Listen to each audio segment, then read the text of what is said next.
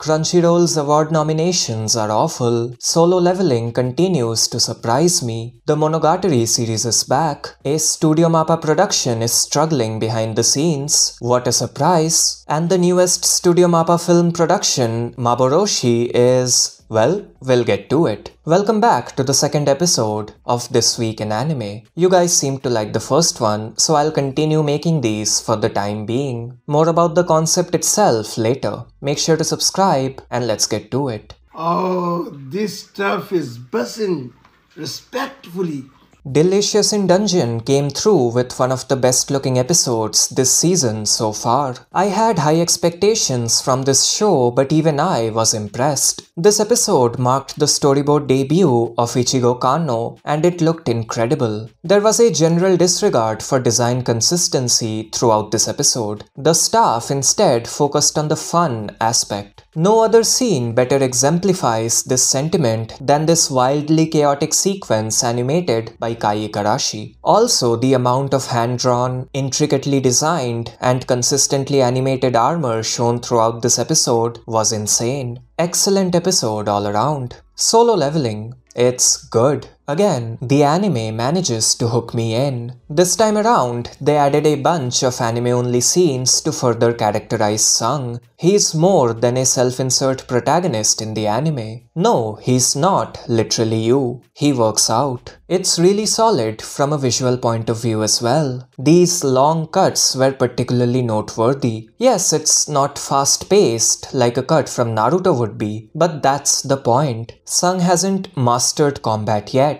He's scared to attack, but he can keep up with their movements, and the anime conveys that visually, which is remarkable. Also, look at the amount of detail here. Insane work. The second episode of Buchigiri looked great. It featured a fair bit of impressive hand-to-hand combat. The fight scenes were storyboarded by Takayuki Sano and they looked amazing. However, the behind-the-scenes situation seems to be quite rough. The second episode needed 2 digits worth of animation directors and over 60 second key animators. I don't think that's a good sign. Some people are blaming director Hiroko Utsumi's ambition, while others think that Studio Mappa's management is at fault. The real story, most of which is unknown, is more nuanced. Of course, ambition plays a role, but at the same time, we know how the studio operates. We've been through this whole song and dance before, on multiple occasions. Is it really that surprising?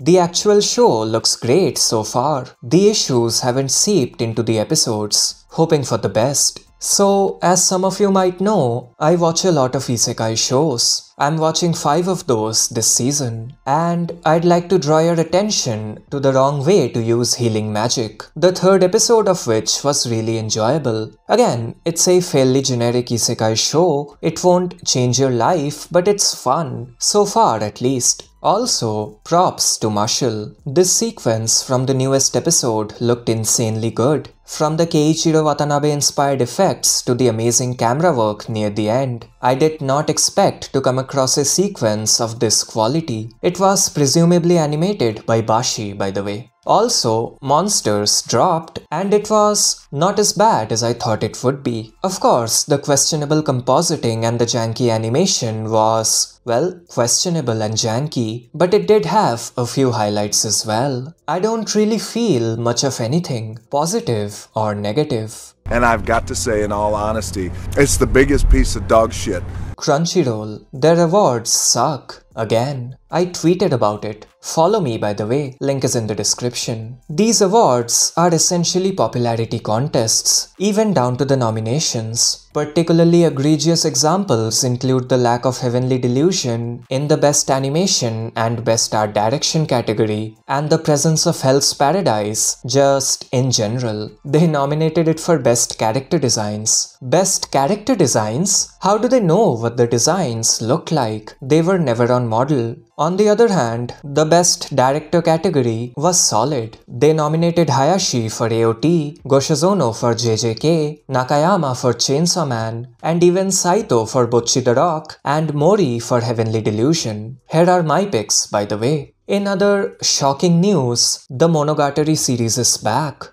Monogatari is back. So yeah, I love this series. It's so unique in both its writing and presentation. If they can bring back that spirit, which they probably will, it will be fantastic. The Shoshimin series, created by the author of Hyoka, will receive an anime adaptation. I don't think I've said this before, but Hyoka is one of my all-time favorite shows. I loved the anime, and I've read a part of the remaining novel volumes. I think it's amazing, and if this new project is anywhere near as good, it too will be amazing. Also, the show looks beautiful, so much so that I mistook it for a film production. Really excited for it. In more park news, we got another trailer for Ninja Kamui, and this one looks great. The action scenes, as you'd expect, look phenomenal, and the general presentation looks quite clean to me. Some say it's not raw enough, but I quite like that slick look. Also, it's funny how every single action cut across both trailers is either heavily corrected or outright animated by Park. His output is as insane as ever. Looking forward to it.